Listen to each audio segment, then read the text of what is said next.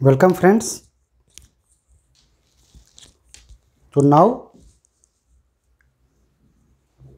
motion in one dimension is over.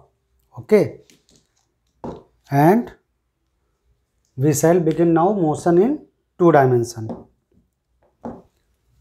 Motion of particle in two dimension. Our new topic. Motion of particle in two dimension, or two dimension means you may say in a plane. In a plane. Okay.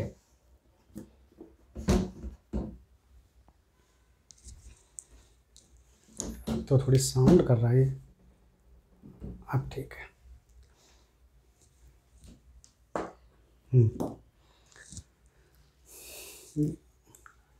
ये आपको board दिख रहा है, ये board, ये जो white board है, ये एक प्लेन है, प्लेन टाइप का है। क्यों प्लेन है? क्योंकि इसको टू क्राइटेरिया से डिफाइन किया जा सकता है। पहला ये लेंथ और ये विड्थ। इसकी thickness in comparison of the length और in comparison of the width बहुत छोटी है, इसलिए इसकी थिकनेस यानी इसकी थिकनेस को लगभग नेग्लिजिबल लेते हैं। और ये 2D है, टू डायमेंशन, यानी कि लेंथ और विड्थ से इसको डिफाइन किया जा सकता है। तो प्लेन होने के लिए इसीलिए प्लेन को 2D सरफेस बोलते हैं। ठीक है, तो इसी बोर्ड को देखो जरा। अब हमने इतने बड़े बोर्ड को एक छोटा सा ऐसे दिखा दिया। ये देखो, मतलब एक ये बोर्ड का जो सरफेस है वो प्लेन है, तो ये भी एक प्लेन हुआ। इस प्लेन को लेंथ और विड्थ से दिखाया जा सकता है, यानी कि प्लेन अगर हम डिफाइन करें तो उसको एक्स एक्सिस और वाई एक्सिस, मतलब लेंथ और विड्थ ऐसे। तो प्लेन मोशन आप समझ रहे हो ना, अगर प्लेन में मोशन हो रहा है तो उसको आई वेक्टर और ये जे वेक्टर से डिफाइन करेंगे हम यहाँ पर in the terms of the Cartesian coordinates.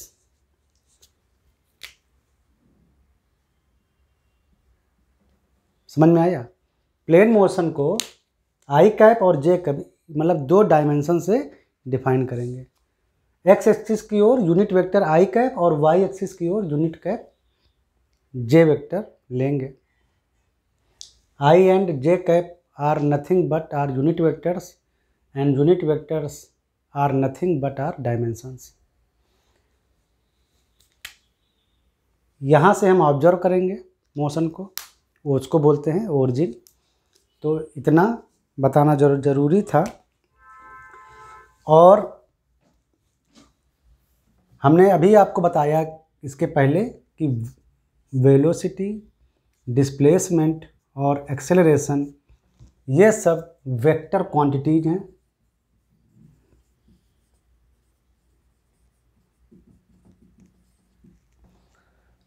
ये वेक्टर क्वांटिटीज हैं, मीन्स ये डायमेंशंस के साथ चेंज होती हैं। वेक्टर का मतलब होता है कि उनकी वैल्यू तो है, लेकिन साथ साथ वो डायमेंशन भी कैरी करते हैं। इसका मतलब है कि अगर डायमेंशन चेंज होती है तो वेक्टर भी चेंज होते हैं। तो अगर हम 2D मोशन लेते हैं तो वहाँ पर जो टोटल वेलोसिटी है उसके दो कंपोनेंट हो जाते हैं। कौन से? एक आई डायरेक्शन और दूसरी जे डायरेक्शन। यानी हम टोटल वेलोसिटी वेक्टर को आई कैप और जे कैप यानी टू डायमेंशंस में तोड़ सकते हैं। सिमिलरली डिस्प्लेसमेंट को भी ऐसे और मोस्ट कॉमनली ऐसे, एक्स एक्सिस में डिस्प्लेसमेंट और वाई एक्सिस में डिस्प्लेसमेंट, ये डिस्प्लेसमेंट हो गया टोटल। और टोटल एक्सेलरेशन को भी हम डायरेक्शन के साथ अलग अलग तोड़ सकते हैं।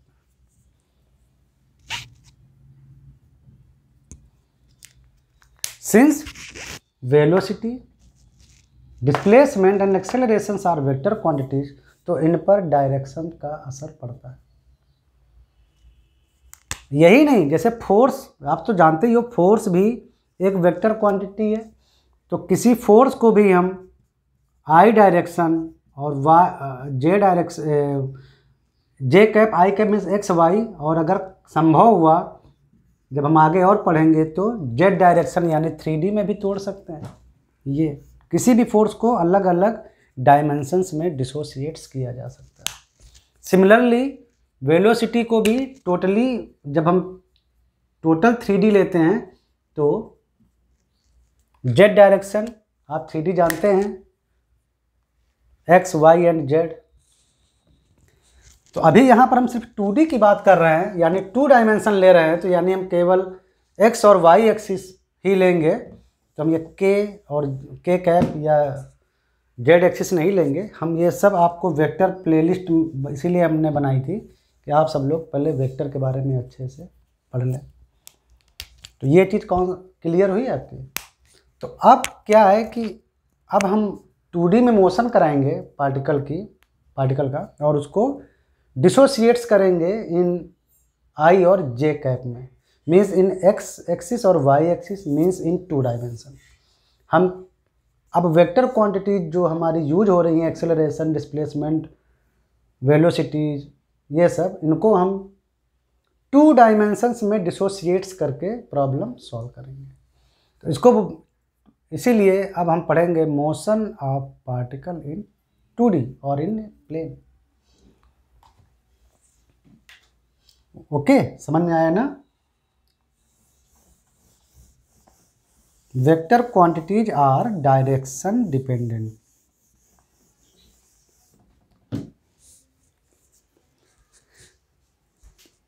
तो जैसे अब हमारा ये पार्टिकल हुआ, ए पर है अभी, और ये मूव हो, इसको क्यों 2D बोल रहे हैं अभी मैं आपको बताता हूँ।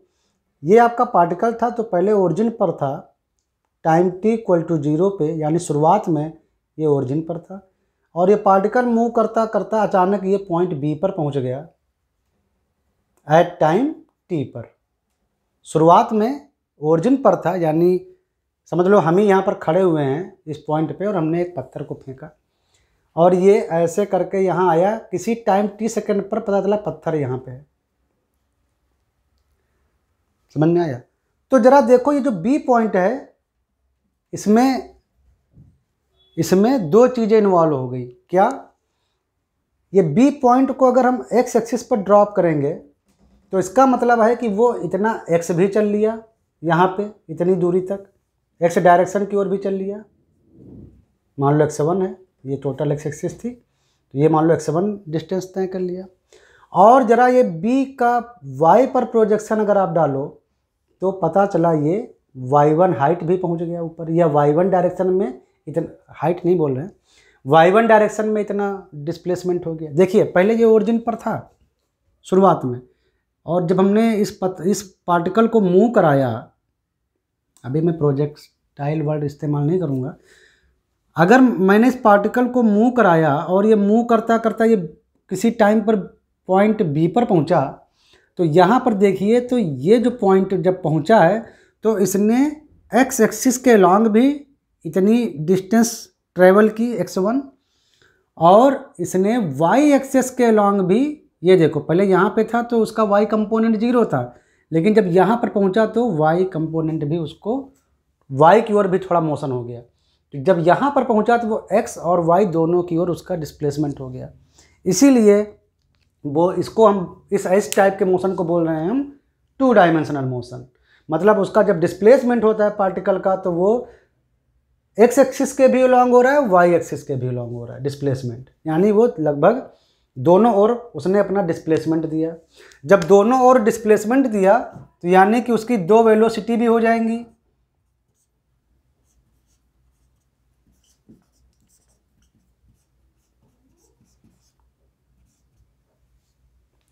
मतलब 0 से t है तो टाइम इंटरवल t-0, और ये इसको ऐसे भी लिख सकते हो। मतलब समझ में आया? जब पार्टिकल ने मोशन किया तो उसने x एक्सिस की ओर भी डिस्प्लेसमेंट दिया और y एक्सिस की ओर भी डिस्प्लेसमेंट दिया। तो इसका मतलब है कि उसके वेलोसिटी के भी दो कंपोनेंट आ गए, यानी x एक्सिस के अलोंग जो वेलोसिटी है वो है vx, और सिमिलरली y एक्सिस के जो अलोंग है वेलोसिटी वो होगी vy। मतलब उसके दो वेलोसिटी कंपोनेंट भी आ रहे हैं। सिमिलरली उसका दोनों डायरेक्शन के अलोंग एक्सेलरेशन भी अलग अलग आ जाएगा। वो क्या आ जाएगा? वो आ जाएगा d2, ये है ना, ये जो अभी जो आपने जो निकाला है यही तो होता है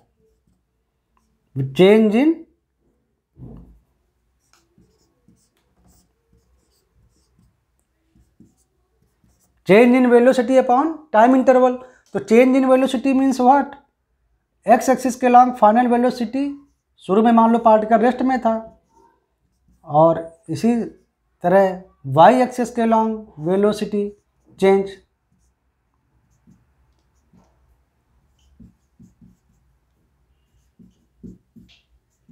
तो मतलब कि उसके पास एक्सेलरेशन भी आ गए टू डायमेंशंस में, एक्स एक्सिस के लॉन्ग भी और वाई एक्सिस के लॉन्ग भी।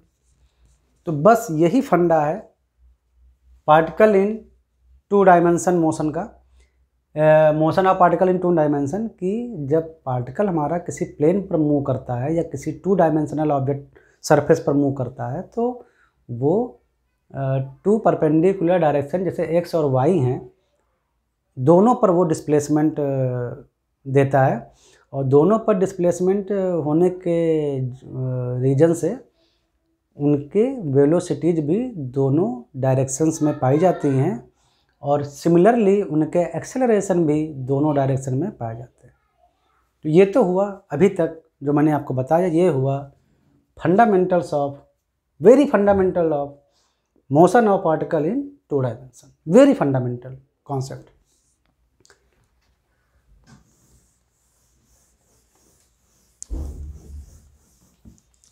अब हम इसी को यूज करेंगे, और उसका यूज होगा हमारा इस तरह से,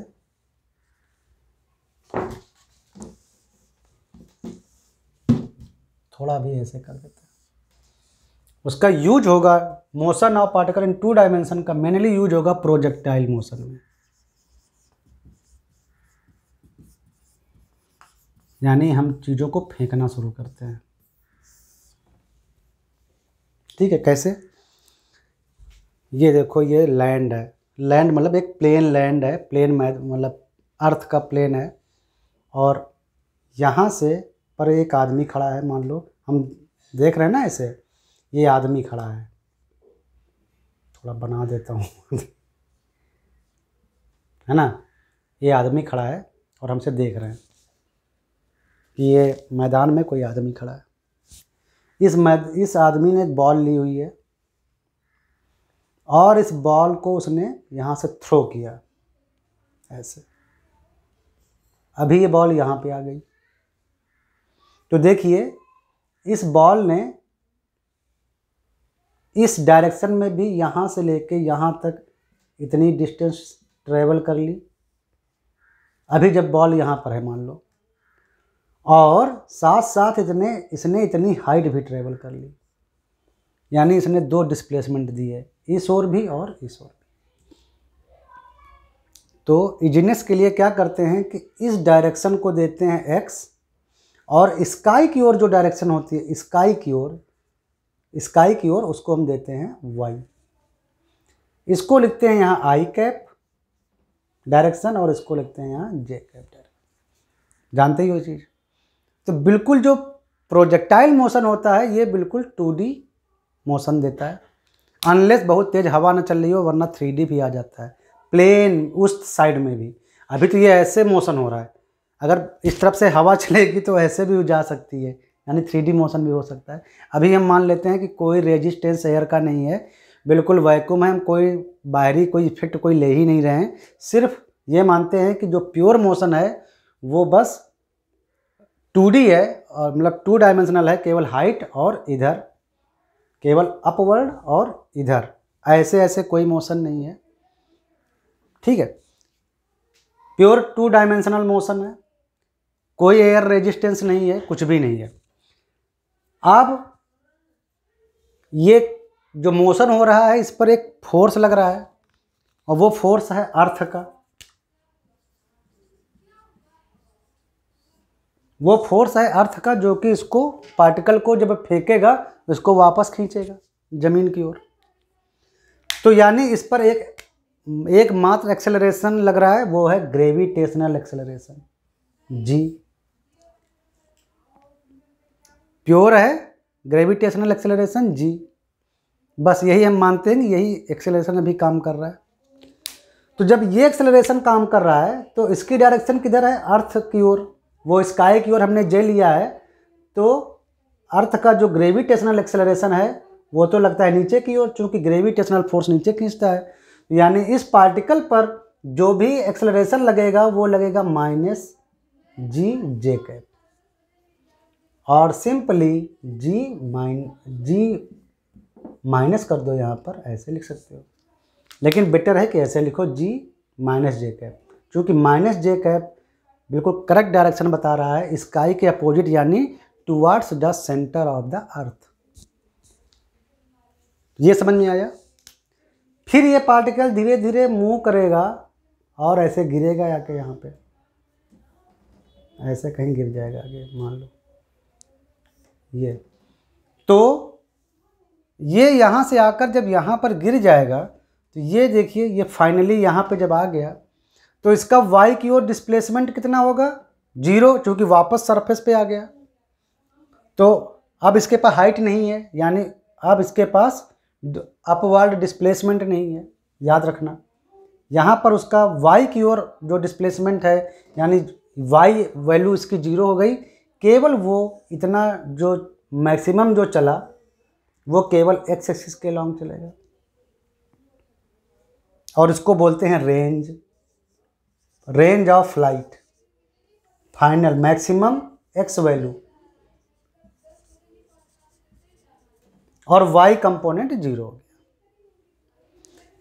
इस पॉइंट पर लो जरा, ये इस पॉइंट पर लो, तो ये यहाँ पे इतनी हाइट है जो कि इसकी y वैल्यू है,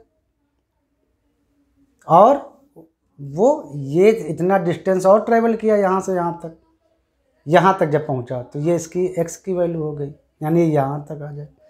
ये मैक्सिमम जो पॉइंट होगा, मैक्सिमम पॉइंट, इसको जरा देखो, जहाँ पर ये एकदम मैक्सिमम हाइट तक पहुँचेगा, y मैक्स या मैक्सिमम हाइट,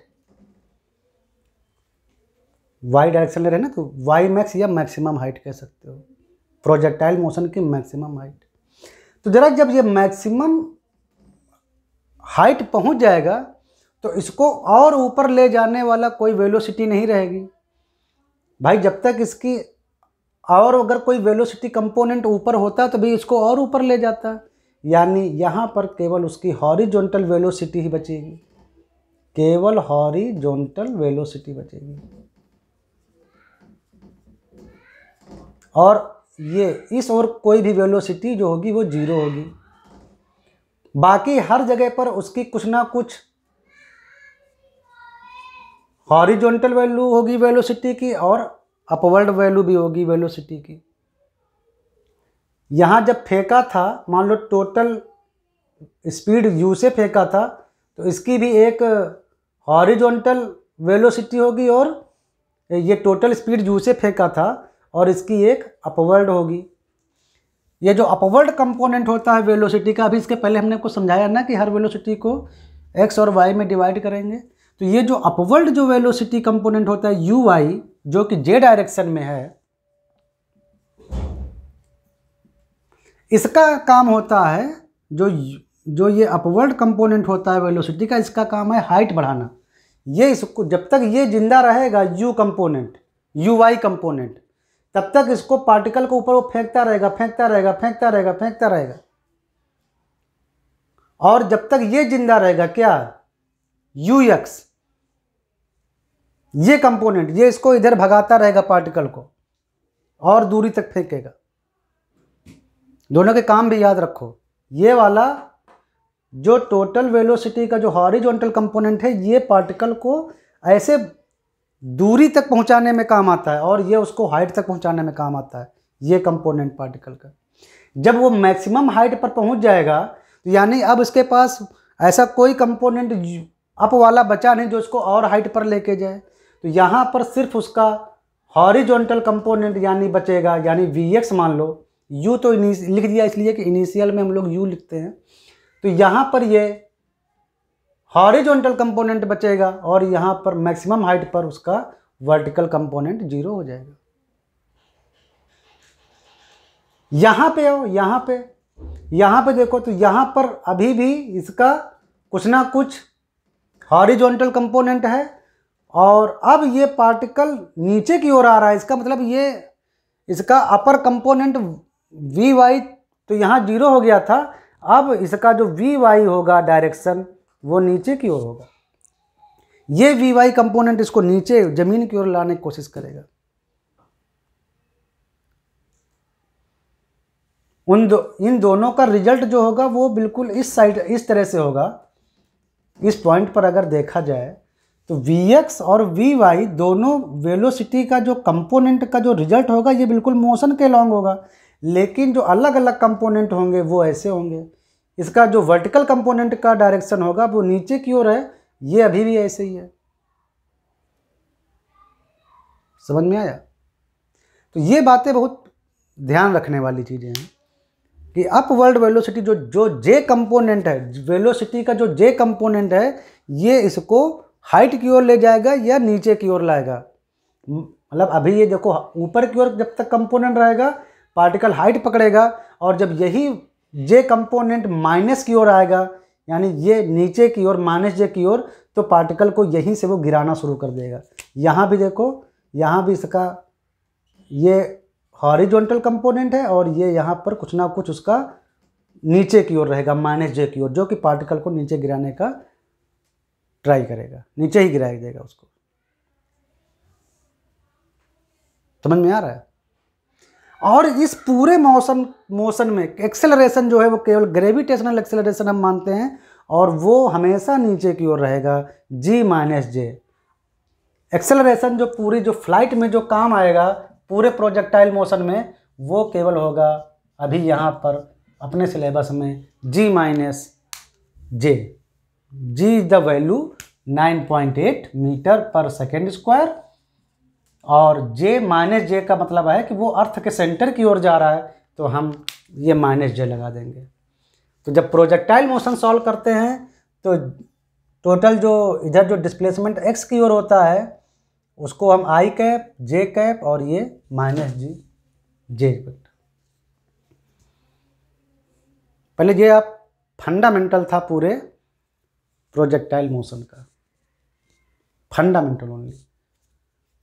डेरिवेशन हम इसके बाद शुरू करेंगे। अभी तक हमने जो भी आपको बताया 2 डायमेंशनल मोशन का और ये प्रोजेक्टाइल मोशन का फंडामेंटल, वो आपको क्लियर होना चाहिए। ठीक है, तो इसको क्लियर कर लो और अच्छे से फिर शुरू करते हैं आगे फार्मूलाज और डेरिवेशन कॉन्सेप्ट्स वगैरह सब। ठीक है, तो मिलते हैं नेक्स्ट एपिसोड में। बहुत शॉर्ट एपिसोड था ये।